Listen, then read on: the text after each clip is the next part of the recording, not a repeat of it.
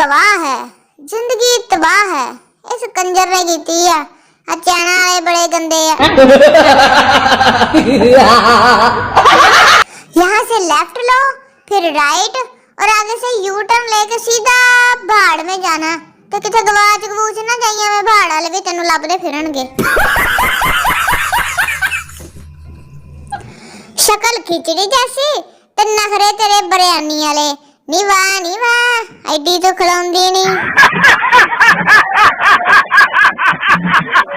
जाते हुए उठा लेना अपनी अकड़, वो बाहर मेरे जूते के साथ पड़ी हुई है। हाँ जी, ठोड मार के तेनू भी काट देना नाल।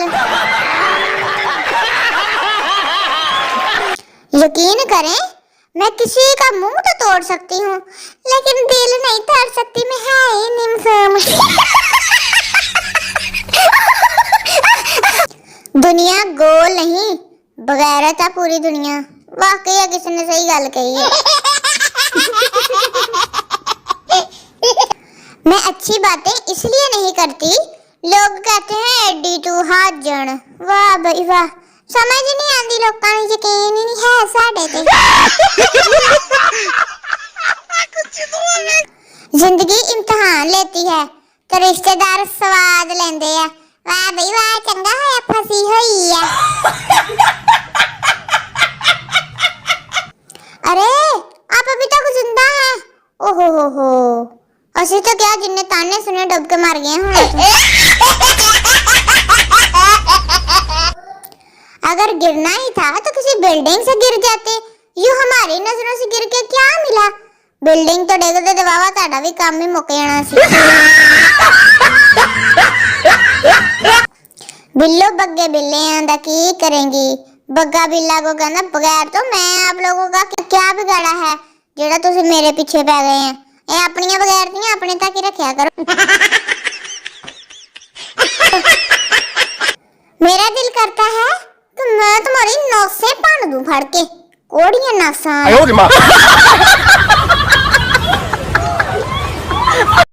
बेडशीट ज्यादा थी तो इन्होंने माही को भी सूट बना दिया है।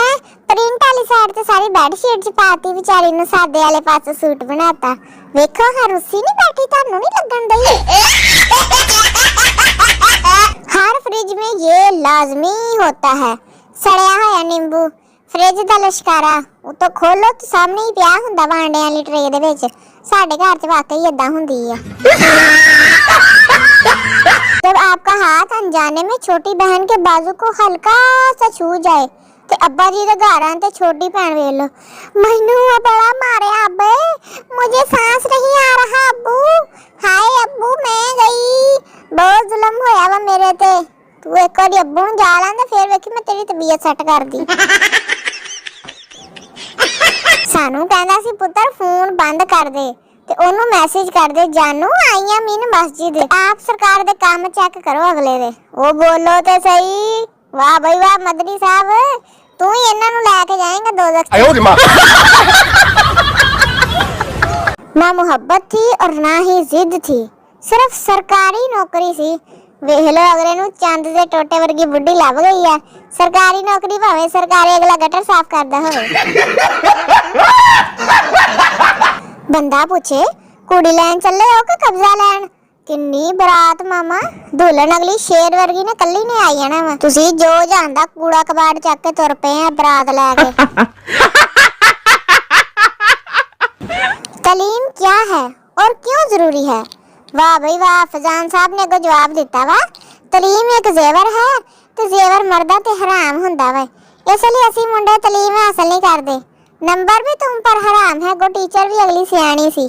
चंगा होया।